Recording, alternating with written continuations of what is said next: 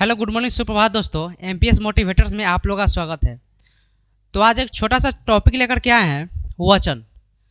तो दोस्तों इसी के बारे में पढ़ते हैं, वचन क्या होता है, वचन किसे कहते हैं और वचन कितने प्रकार के होते हैं।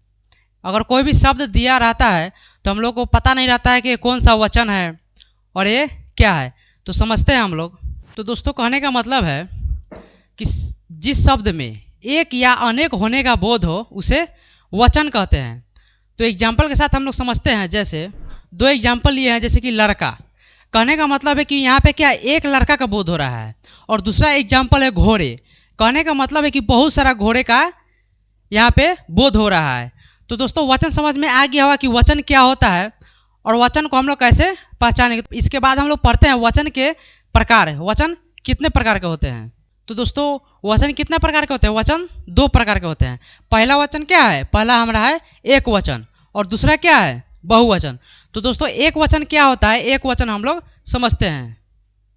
तो दोस्तों एक वचन में लिखे हैं कि शब्द में एक व्यक्ति या एक पदार्थ का बोध हो उसे वचन कहते हैं।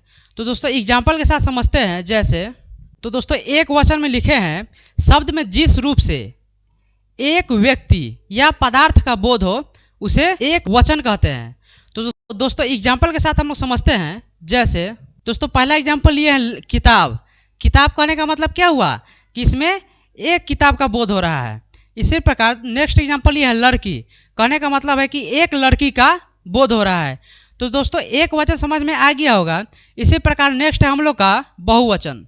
तो दोस्तों बहुवचन में पढ़ते हैं कि बहुवचन क्या होता है, और बहुवचन में कोई भी अगर शब्द दिया रहे तो कैसे पहचाने कि बहुवचन है या एक वचन है, तो देखते हैं। तो दोस्तों बहुवचन में लिखे हैं शब्द में जिस रूप से अधिक व्यक्तियों या पदार्थों का बोध हो उसे बहुवचन कहते हैं। अगर इसी को साधारण भाषा में समझेंगे तो एक से अधिक संख्या का बोध हो तो उसे क्या कहेंगे? बहुवचन कहेंगे। तो दोस्तों एग्जाम्पल के साथ समझते हैं। जैसे तो दोस्तों पहला एग्जाम्पल यह है कलमें। कहने का मतलब है कि बहुत सारा कलम का यहाँ पे बोध हो रहा है। और दूसरा लिया है नदियाँ।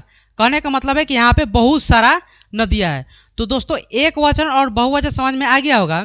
इसी प्रकार कुछ एग्जाम्पल लेकर के देखते हैं कि कैसा होता है एक वचन और बहुवचन में। तो दोस्तों यहाँ पे क्वेश्चन है कि दिए गए एक वचन को बहुवचन में बदले। तो दोस्तों लकड़ी।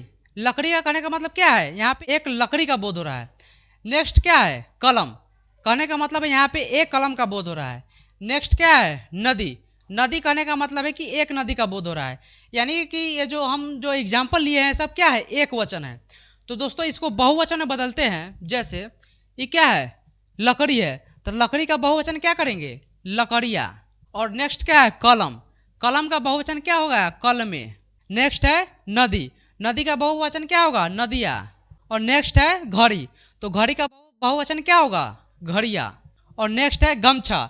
गमछा का बहुवचन, तो दोस्तों गमछा का बहुवचन क्या होगा? गमछे। यानी कि बहुत सारा गमछे हैं। तो दोस्तों समझ में आ गया होगा कि एक वचन क्या है, बहुवचन क्या है। अगर कहीं भी शब्द दिया रहे तो हम लोग बता सकते हैं कि एक वचन है या बहुवचन है।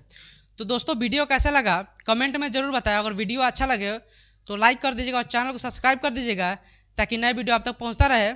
तो दोस्तों आज के लिए इतना ही, फिर नेक्स्ट वीडियो मिलते हैं। जय हिंद।